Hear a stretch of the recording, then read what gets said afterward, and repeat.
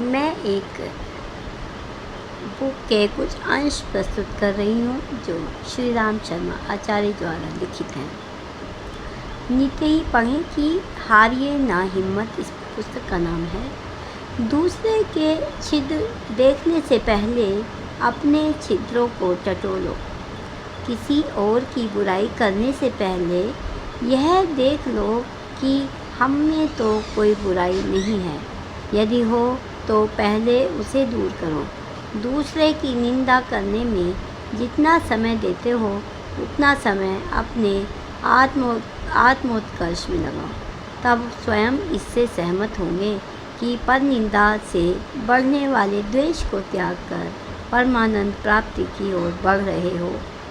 संसार को जीतने की इच्छा करने वाले मनुष्यों, पहले अपने को जीतने की चेष्टा करो।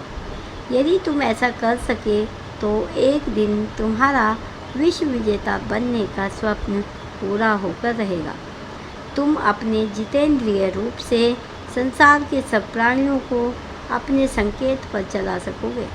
संसार का कोई भी जीव तुम्हारा विरोधी नहीं रहेगा।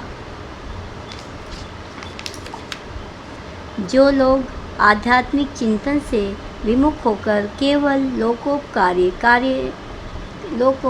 कार्य में लगे रहते हैं, वे अपनी ही सफलता पर अथवा सद्गुणों पर मोहित हो जाते हैं।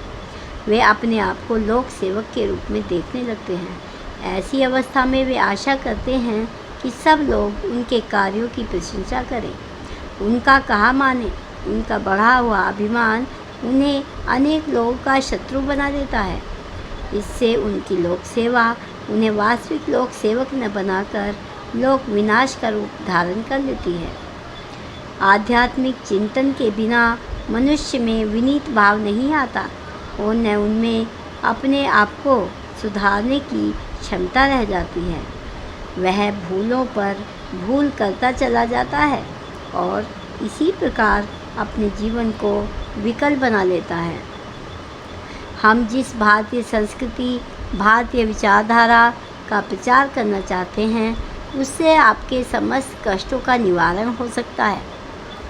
राजनीतिक शक्ति द्वारा आपके अधिकारों की रक्षा हो सकती है, पर जिस स्थान से हमारे सुख दुख की उत्पत्ति होती है उसका नियंत्रण राजनीतिक शक्ति नहीं कर सकती। यह कार्य आध्यात्मिक उन्नति से ही संपन्न हो सकता है। मनुष्य को मनुष्य बनाने की वास्तविक शक्ति भारतीय संस्कृति में ही है। यह संस्कृति हमें सिखाती है कि मनुष्य मनुष्य से प्रेम करने को पैदा हुआ है, लड़ने मरने को नहीं। अगर हमारे सभी कार्यक्रम ठीक ढंग से चलते रहे तो भारतीय संस्कृति का सूर्योदय अवश्य होगा। यदि तुम शांति, सामर्थ्य और शक्ति चाहते हो तो अपनी अंतरात्मा का सहारा पकड़ो।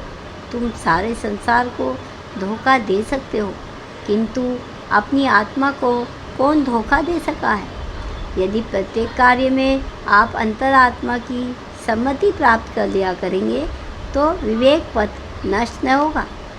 दुनिया भर का विरोध करने पर भी यदि आप अपनी अंतरात्मा का पालन कर सकें तो कोई आपको सफलता प्राप्त करने से नहीं रोक सकता।